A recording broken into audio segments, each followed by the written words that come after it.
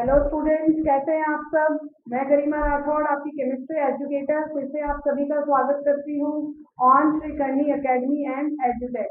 बेटा, हम लोग 11th क्लास केमिस्ट्री का फर्स्ट चैप्टर कर रहे थे, जिसमें अब हम लोग पहुंच गए हैं मोल अवधारणा पे, जो कि पूरी केमिस्ट्री का सबसे इम्पोर्टेंट और सबसे इंटरेस्टिंग कॉन्सेप्ट है। मोल अवधारणा की परिभाषा हमने समझ ली है कि मोल का क्या मतलब है, क्या अर्थ होता है, क्यों हम ये शब्द मोल का उपयोग करते हैं। तो बेटा, आज हम क्या करेंगे, मोल शब्द को और अच्छे से समझने के लिए कुछ उदाहरणों को समझेंगे, ताकि हमें ये बात समझ आ जाए कि केमिस्ट्री में सभी प्रकार के परमाणु, अणु, आयन, पदार्थ जो भी है, उन सबको मापने के लिए मोल शब्द का उपयोग जो किया है वो क्यों किया है, और साथ ही साथ मोल के द्वारा हम अन्य प्रकार की जितने भी मेजरमेंट है उनके मध्य क्या करेंगे, संबंध ज्ञात करना भी सीख लेंगे। क्लियर है। तो आज हम लोग देखते हैं हमारा एग्जाम्पल। देखिए क्या लिखा गया है एग्जाम्पल में। 20 ग्राम ग्लूकोज में मोलों की संख्या ज्ञात कीजिए। समझ आ रही है बात आपको कि हमें क्या दे दिया गया है, कोई पदार्थ है जिसका नाम क्या है, ग्लूकोज। क्लियर है बात। ग्लूकोज नाम का एक पदार्थ हमें दे दिया, और पूछ क्या रहा है प्रश्न हमसे पूछ रहा है मोलों की संख्या के बारे में दिख रहा है। लेकिन सबसे बड़ी बात कि इसने हमें साथ में यह भी बता दिया है कि ग्लूकोज की कितनी मात्रा हमारे पास उपस्थित है। तो आप देख सकते हैं साफ साफ लिखा है प्रश्न में कि ग्लूकोज हमारे पास 20 ग्राम उपस्थित है। कितना उपस्थित है, 20 ग्राम उपस्थित है। तो आपको जो संबंध बताया है, जो परिभाषाएं बताई है, उन्हीं का हम उपयोग करेंगे और यहाँ पे निकालेंगे कि 20 ग्राम ग्लूकोज में ग्लूकोज के कितने मोल उपस्थित हैं। देखिए चेक करते हैं। तो यह हमें क्या दिया गया है, भार दिया गया है।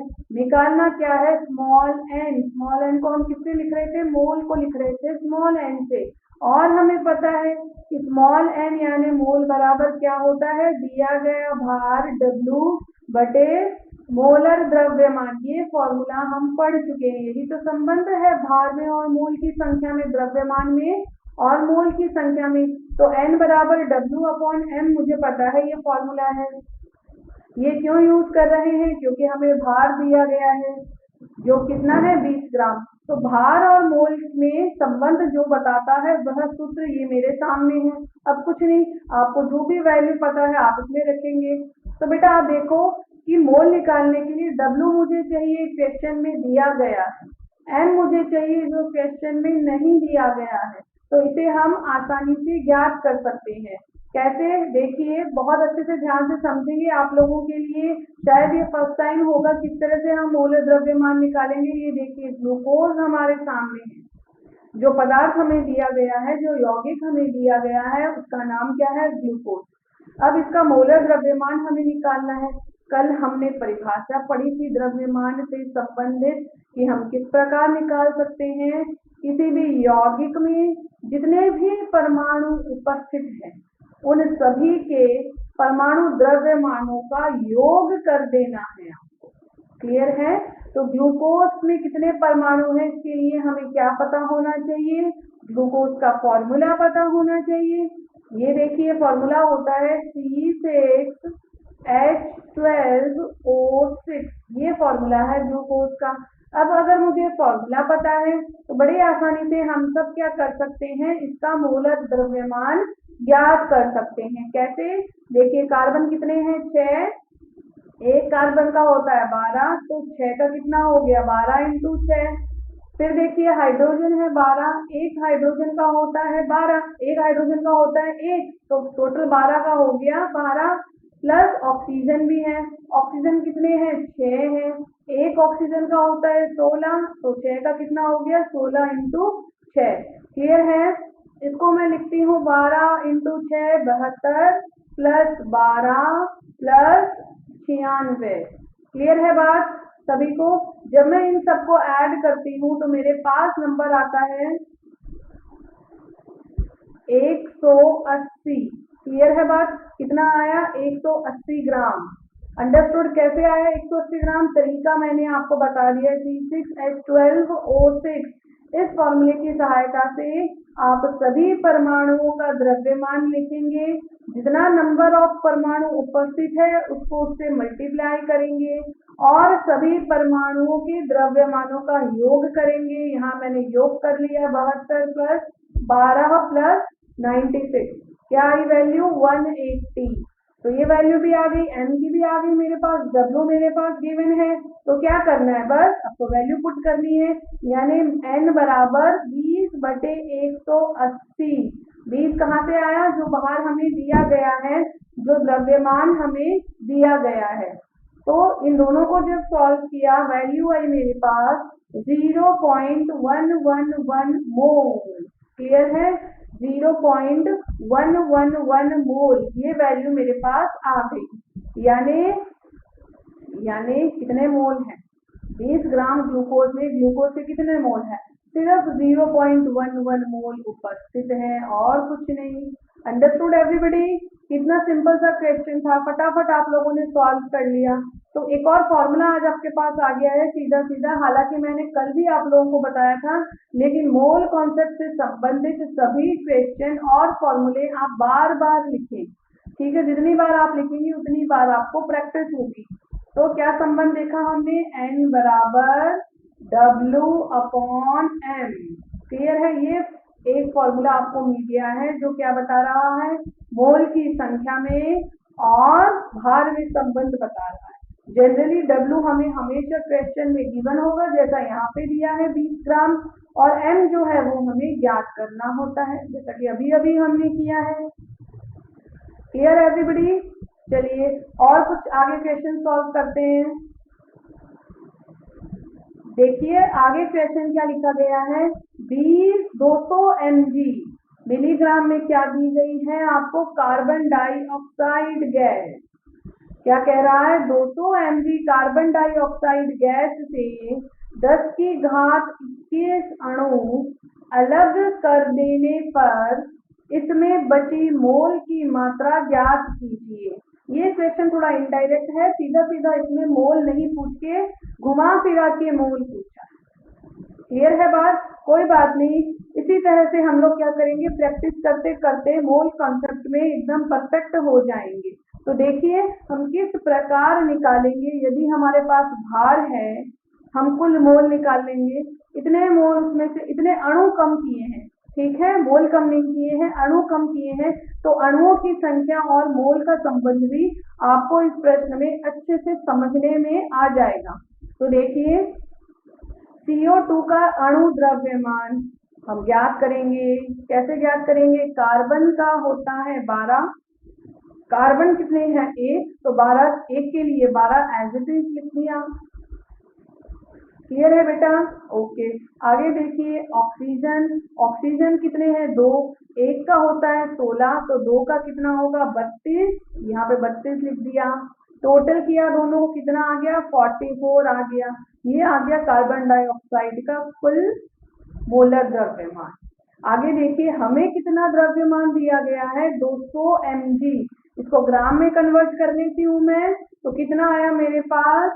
0.2 ग्राम आ गई वैल्यू।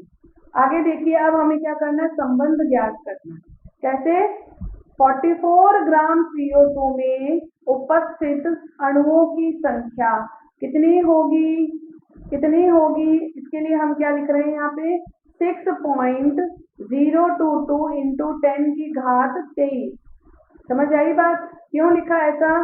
क्योंकि 44 ग्राम जो भार है वह किसका है? एक अणु का, और एक अणु के भार को हम क्या कहते हैं? 1 मोल कहते हैं कि नहीं? बिल्कुल कहते हैं। और 1 मोल में कितनी संख्या होगी? यदि अणु है तो अणु की संख्या, परमाणु कहा गया है तो परमाणु, आयन कहा गया है तो आयन, सभी की संख्या 1 मोल में फिक्स रहती है, जो कितनी होती है? कितनी होती है जी? अवोगाद्रो संख्या के बराबर 6.022 इंटू 10 की घात 23 इतनी मान होता है। ये हमने लिख लिया। क्लियर है? अब हमें पता है कि हमें 200 mg में मात्रा निकालनी है, यानी 0.2 ग्राम में। तो 0.2 ग्राम में CO2 की अणुओं की संख्या कितनी होगी, ये देखिए 6.022 इंटू 10 की घात 23 बटे 44। 44 में इतने थे तो एक में कितना हुआ बटे 44, तो 0.2 में कितना हुआ इंटू 0.2 हमने कर दिया। क्लियर है बात।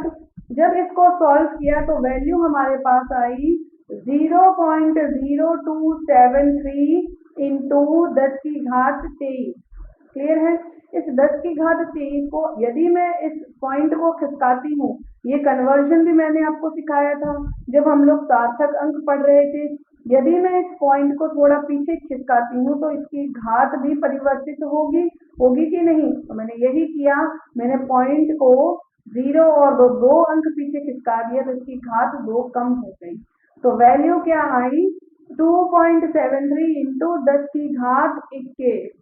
समझ आ गई बात। अब देखिए यदि 10 की घात 21 अणु हटा दिए जाएं तो बचे हुए अणुओं की संख्या ज्ञात कीजिए।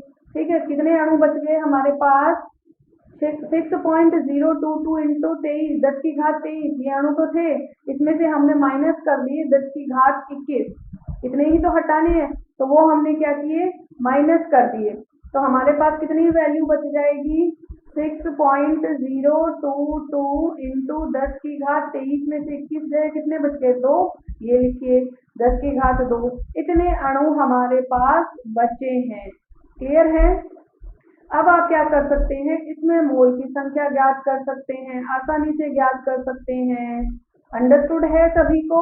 ओके, नेक्स्ट एग्जाम्पल देखते हैं। 32 ग्राम, 32 नहीं है, ये है 0.32 ग्राम मैथेन में किसकी बात की जा रही है, मैथेन की बात की जा रही है। और क्या लिखा गया है 0.32 ग्राम मैथेन में मोलों की संख्या डैश है। डैश मतलब हमें ज्ञात करनी है, क्या ज्ञात करना है मोलों की संख्या। किसके मोल, मैथेन के मोल ज्ञात करना ही है। लेकिन हमें ग्राम भी दिया गया है, कितना ग्राम 0.32 ग्राम। तो आपको इस पे भी ध्यान देना है कि W हमें दे दिया है, यौगिक का नाम हमें दे दिया और मोलों की संख्या हमसे पूछी गई है। अंडरस्टूड है। और साथ ही साथ अणुओं की संख्या भी पूछ ली है। अब अणु की संख्या किसमें पूछी बेटा, बिल्कुल जितना हमें भार यहाँ दिया गया है इसी भार में मोल कितने उपस्थित हैं ये भी ज्ञात करना है। और इसी भार में, भार नहीं बदला है, वापस से उन्होंने प्रश्न में क्या लिखा गया है कि इसी ग्राम भार में आपको मोलों की संख्या ज्ञात करनी है और इसी ग्राम भार में आपको अणुओं की संख्या ज्ञात करनी है। तो आइए देखते हैं कैसे ज्ञात करेंगे। रेडी हैं सभी, अंडरस्टूड है कॉन्सेप्ट, बहुत इजी है। चलिए अप्लाई करते हैं। मोल की संख्या यदि हमें ज्ञात करनी है तो मोल की संख्या n मानते हैं, n बराबर W/m होता है, बिल्कुल होता है, हम पढ़ चुके हैं तो हमने यही फॉर्मूला यहाँ पे यूज किया। W कितना दिया गया है 0.32, यहाँ लिख दिया।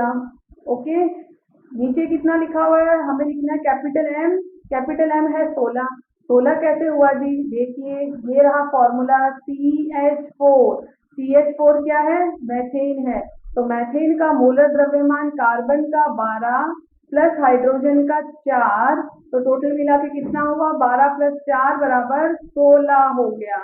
क्लियर है, ठीक है। तो ये 16 यहाँ पे हमने रख दिया और हमें पता है कि यहाँ पे हमारे पास वैल्यू थी 0.32।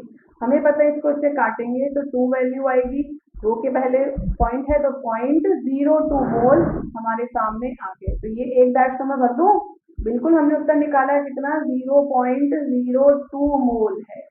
अब अणुओं की संख्या ज्ञात करनी है तो देखिए सही संबंध यूज करना है जो हम जानते हैं।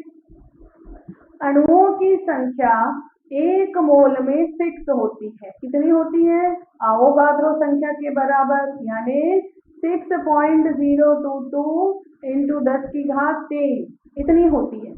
कोई भी गैस ले लो, कोई भी पदार्थ ले लो, उसके 1 मोल में अणुओं की संख्या फिक्स रहती है, कितनी इतनी। अंडरस्टूड है। आगे देखिए ऑक्सीजन में, सॉरी ये हमको दिया गया है यहाँ पे मोल कितना, 1 मोल में तो इतने अणु है, टोटल मोल हमारे पास कितना निकला 0.2 मोल। तो मैं यहाँ पे लिख देती हूँ 0.2 मोल में अणु की संख्या कितनी होगी, मल्टीप्लाई कर देंगे बस। तो 6.022 इंटू 10 की घात 23 को मल्टीप्लाई हमने कर दिया है 0.02 से। क्लियर है बेटा। आगे देखिए वैल्यू कितनी आएगी मेरे पास 1.2 इंटू 10 की घात 22 अणु संख्या। क्लियर हुई बात आपको।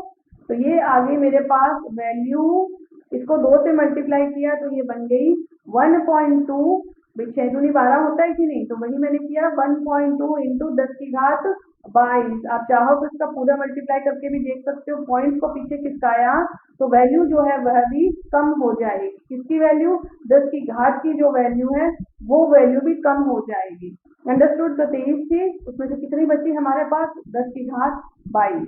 तो 0.32 ग्राम मैथेन में मोल कितने उपस्थित है 0.02 और अणु कितने उपस्थित हैं 1.2 इंटू 10 की घात 22 इतने अणु उपस्थित हैं। क्लियर है। आपने खुद ने तो निकाला है, अभी आपने खुद ने ही तो ज्ञात किया है, बहुत सिंपल है। क्लियर है, अंडरस्टूड है बात। आगे देखते हैं। देखिए पादपों के हरित लवण, हरित लवण मतलब हरे रंग का जो वर्णक है, क्या कहते हैं उसे, क्लोरोफिल। क्लोरोफिल में मैग्नीशियम होता है, ये बात आपको पता है, नहीं है तो ध्यान रखेंगे, मैग्नीशियम उपस्थित होता है और उसकी मात्रा हमें दी गई। क्या कहा गया है कि क्लोरोफिल में मैग्नीशियम 2.68 प्रतिशतता दी गई उपस्थित है। अब ये प्रतिशतता किसकी दी गई है, उसके भार के आधार पर प्रतिशतता दी गई। आगे देखिए 2 ग्राम क्लोरोफिल में उपस्थित मैग्नीशियम परमाणुओं की संख्या बताइए। क्लियर है बात। हमें क्या किया है, क्लोरोफिल है जिसमें मैग्नीशियम के प्रतिशतता दे दी गई है कि इतने प्रतिशत भार के रूप में मैग्नीशियम उपस्थित, और वह प्रतिशतता देकर हमसे पूछा जाता है कि मैग्नीशियम के परमाणुओं की संख्या बताइए, लेकिन वह संख्या हमसे पूछी गई है किसी दिए गए भार में। भार कितना दिया गया है, 2 ग्राम दिया गया है जी। ठीक है, लिख लेते हैं इसको। आगे देखिए 2 ग्राम क्लोरोफिल में उपस्थित मैग्नीशियम का द्रव्यमान, क्या बात कर रहे हैं, 2 ग्राम में मैग्नीशियम का द्रव्यमान कितना होगा। देखिए 2.68 प्रतिशत हमें दिया था, इतना प्रतिशत उपस्थित है तो हम उसी को रिलेट कर रहे हैं। 2.68 इंटू 2.0 हमें दिया ना, इतना ग्राम है, तो 2.0 बटे 100। अब हमारे पास जैसे ही हमने इसको मल्टीप्लाई कर दिया इस वैल्यू से और बटे में 100 कर दिए तो प्रतिशतता किसमें बदल गई, ग्राम में बदल गई। कितना ग्राम निकला, 0.054 ग्राम। अंडरस्टूड है। आगे देखिए हम जानते हैं कि 6.022 इंटू 10 की घात 23 मैग्नीशियम परमाणु का भार कितना होगा, 24 ग्राम। ठीक है, किसके बराबर होंगे, 24 ग्राम मैग्नीशियम के बराबर होंगे। तो 0.054 ग्राम मैग्नीशियम का भार कितना होगा, 6.022 इंटू 10 की घात 23 अपॉन 24 इंटू 0.054। क्लियर है। पहले 1 में देखा तो अपॉन में चला गया 24 और फिर इतने में टोटल कितना आ जाएगा, मल्टीप्लाई कर दिया। जब वैल्यू सॉल्व करी तो आंसर आया 1.354 इंटू 10 की घात 21। यह सिंपल सा सॉल्यूशन मेरे सामने आया है। क्लियर है। अतः क्या कह सकते हैं, मैग्नीशियम परमाणुओं की संख्या कितने ग्राम में, 2.0 ग्राम की। मैग्नीशियम परमाणुओं की संख्या कितनी होगी, 1.354 इंटू 10 की घात 21 होगी। कितनी होगी, 1.354 इंटू 10 की घात 21। आपने जो सॉल्यूशन निकाला है यहाँ पर। क्लियर है। स्टेप बाय स्टेप समझ आ रही है। कैलकुलेशन बहुत इंपॉर्टेंट है, इग्नोर नहीं करोगे और प्रैक्टिस करोगे। हर तरह के क्वेश्चन की प्रैक्टिस करनी है आपको। आगे देखते हैं बेटा। एक और एग्जाम्पल है आपके लिए, 20 ग्राम कैल्शियम कार्बोनेट, ठीक है, 20 ग्राम क्या दिया गया है, कैल्शियम कार्बोनेट, फॉर्मूला होता है CaCO3, में उपस्थित प्रोटॉन की संख्या ज्ञात कीजिए। अब की बात हमें ना तो परमाणु कह रहा है ना अणु कह रहा है, किसकी बात कर रहा है, प्रोटॉन की बात। तो प्रोटॉन को भी हम क्या मान सकते हैं, एक प्रकार के कण मान सकते हैं, ठीक है, एक प्रकार के कण मान सकते हैं। और उसी आधार पर हम क्या करेंगे कि हमें 20 ग्राम में कणों की संख्या ज्ञात करनी है। तो आइए देखते हैं, कैल्शियम कार्बोनेट का मोलर द्रव्यमान ज्ञात करते हैं, क्योंकि नहीं दिया गया है। तो कैल्शियम का होता है 40, यहाँ 40 लिखा, कार्बन 1 है, 1 का होता है 12, 12 लिख दिया, ऑक्सीजन 3 है, 1 का होता है 16, तो 3 का हो गया 48, वो यहाँ लिख दिया। सबको ऐड किया तो वैल्यू आई मेरे पास 100। अंडरस्टूड है। आगे देखिए, 100 ग्राम कैल्शियम कार्बोनेट में अणु कितने होंगे, 100 ग्राम किसका भार निकला है बेटा, 1 मोल का भार निकला है, फॉर्मूला यही है CaCO3, ठीक है, इसका भार निकाला यानी 1 मोल का। और 1 मोल में अणुओं की संख्या कैसी होती है, फिक्स, कितनी होती है, आवोगाद्रो संख्या के बराबर होती है। तो यहाँ पे हमने वही संबंध लिखा है, 100 ग्राम CaCO3 बराबर 6.022 इंटू 10⁻23 अणु। क्लियर है। हमें प्रश्न में दिया गया है 20 ग्राम में कितने होंगे, तो 100 ग्राम में इतने हैं, तो 20 में कितने होंगे जी, ये होंगे 6.022 इंटू 10⁻23 बटे 100 इंटू 20 ग्राम दिया है तो इंटू क्या करना है 20। सॉल्व किया तो वैल्यू आई मेरे पास 12.044 इंटू 10⁻23। ये क्या आया है, ये आ गई है अणुओं की संख्या, किसमें, 20 ग्राम कैल्शियम कार्बोनेट में। लेकिन अणुओं की संख्या पूछी नहीं गई है प्रश्न में, प्रश्न पूछ रहा है मुझसे टोटल प्रोटॉन की संख्या। अंडरस्टूड है। तो देखिए प्रोटॉन की संख्या कैसे ज्ञात करेंगे, CaCO3 के एक अणु में उपस्थित प्रोटॉन की संख्या 50। 50 कैसे ले ली भाई, देखिए कुल भार कितना है, कुल भार कितना है 100, 100 में से आधा हमें पता है प्रोटॉन प्लस न्यूट्रॉन का होता है, तो आधा न्यूट्रॉन का, तो प्रोटॉन का कितना बचा, आधा। तो मैंने यहाँ पे क्या किया, उपस्थित प्रोटॉन की संख्या कितनी है, 50 है जी, ओके। आगे देखिए 12.044 इंटू 10⁻22 अणु में उपस्थित प्रोटॉन की संख्या कितनी होगी, कितनी होगी, इतने अणु है मेरे पास, यदि एक अणु में 50 प्रोटॉन है तो इतने अणुओं में कितने होंगे, मल्टीप्लाई करना है, बहुत सिंपल है, मल्टीप्लाई करना है। तो हमने क्या किया, यहाँ पे मल्टीप्लाई किया है 50 इंटू 12.044 इंटू 10⁻22। क्लियर है, मल्टीप्लाई किया तो वैल्यू आई 6.02 इंटू 10⁻24। यह क्या आ गया, यह आ गई हमारे पास प्रोटॉन की संख्या, किसमें आई है, कैल्शियम कार्बोनेट के 20 ग्राम में। अंडरस्टूड है बात, कॉन्सेप्ट को समझना है। आपस में संबंध, जो आपने संबंध पढ़ लिया है उसमें से कौन सा संबंध यहाँ पे आपको अप्लाई करना है, कौन सा संबंध यहाँ लगाना है, बस ध्यान दीजिए, यहाँ वाली बात सिर्फ वही, उसी की प्रैक्टिस करनी है आपको, क्योंकि क्वेश्चन हर बार चेंज हो रहा है, कई बार अणु पूछ रहा है, कई बार कण पूछ रहा है, कई बार इतने कम करने के बाद कितने कण बचेंगे उसका मोल पूछ रहा है, कई बार सीधा सीधा भार देखिए मोल पूछ लिया गया है। अब अभी जो हमने प्रश्न किया है उसमें प्रोटॉन की संख्या पूछी गई है।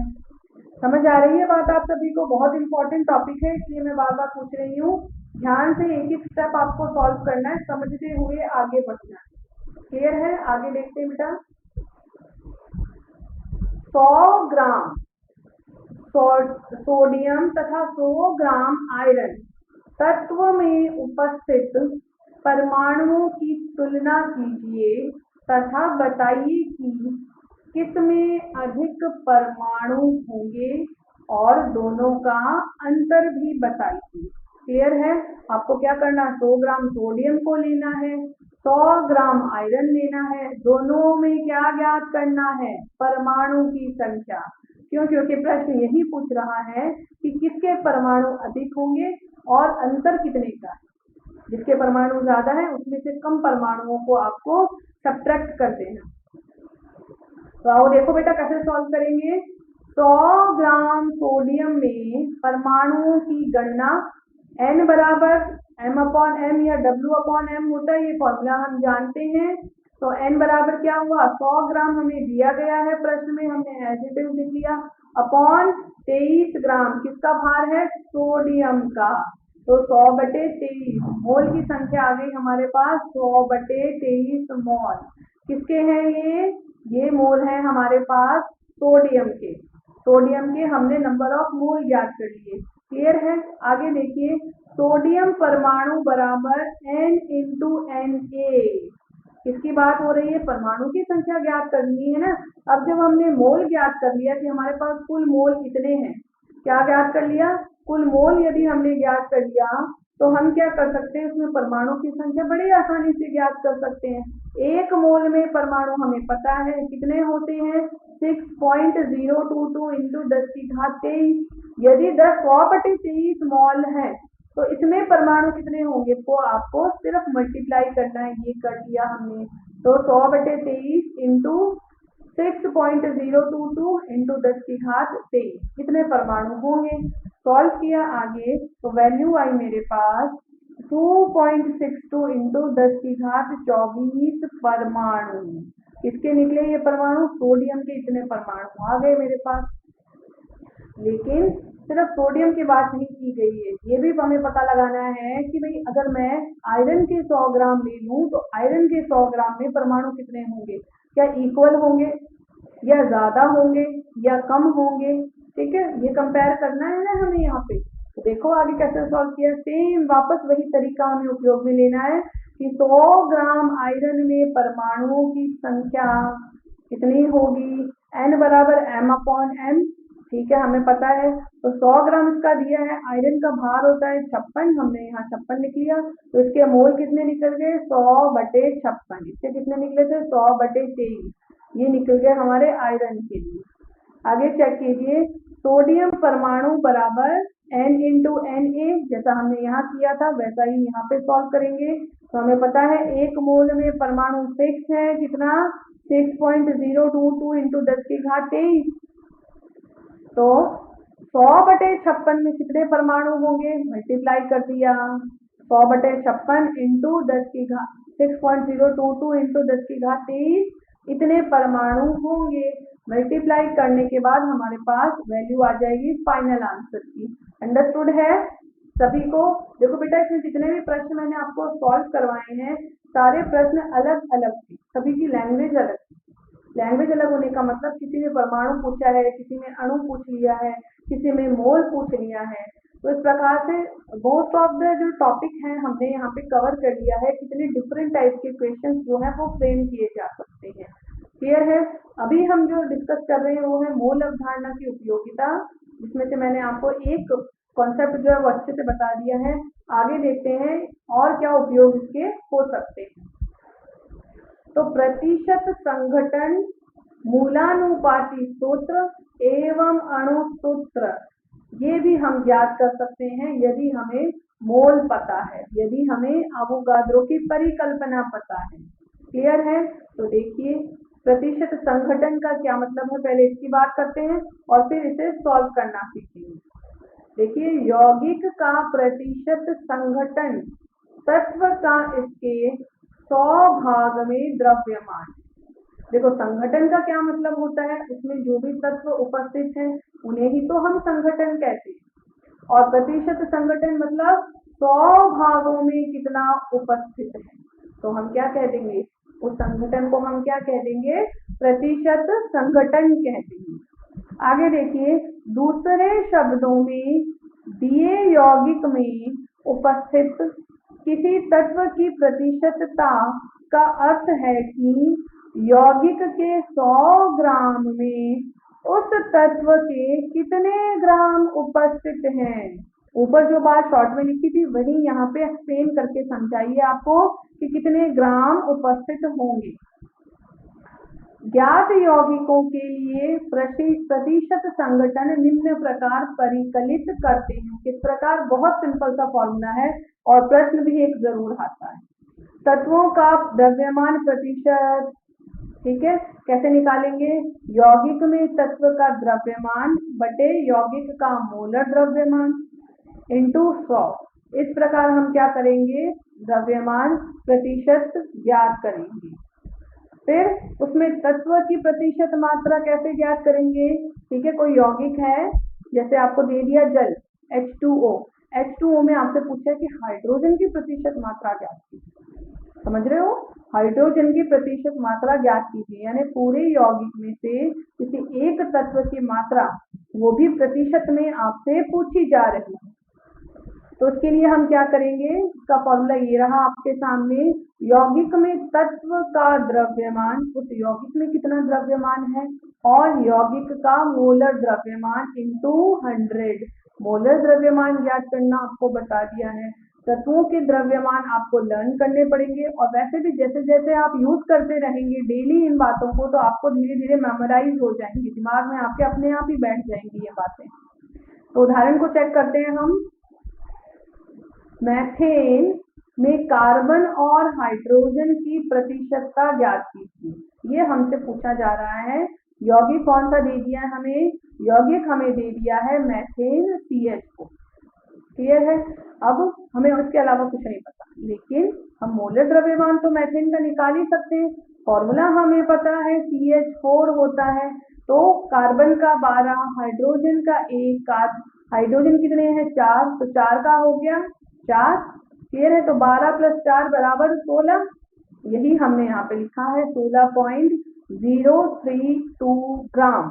अंडरस्टूड है सभी को? आगे देखिए, मीथेन में कार्बन के 12 ग्राम और हाइड्रोजन के 4 ग्राम उपस्थित हैं। अतः हम क्या करेंगे? कार्बन की प्रतिशतता के लिए कार्बन का भार कितना? 12 ग्राम।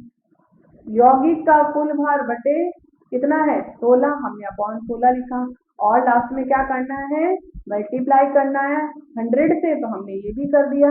वैल्यू कितनी आई? 74.85। यानी यदि हमारे पास मीथेन है तो उसमें से कार्बन कितना होगा? देखो, देखने में लग रहा है कि कार्बन का एक ही परमाणु, हाइड्रोजन के 4 परमाणु, लेकिन फिर भी कार्बन की प्रतिशतता ज्यादा है। कितना? 74%। अंडरस्टूड है बात? अब हम बात करते हैं हाइड्रोजन की प्रतिशतता की। हाइड्रोजन का कितना भार है मीथेन में? 4। कुल भार कितना है मीथेन का? 16। मल्टीप्लाई किया 100 से, ये हमारे पास किसकी वैल्यू आ जाएगी बेटा? ये वैल्यू आ जाएगी हाइड्रोजन की प्रतिशतता की।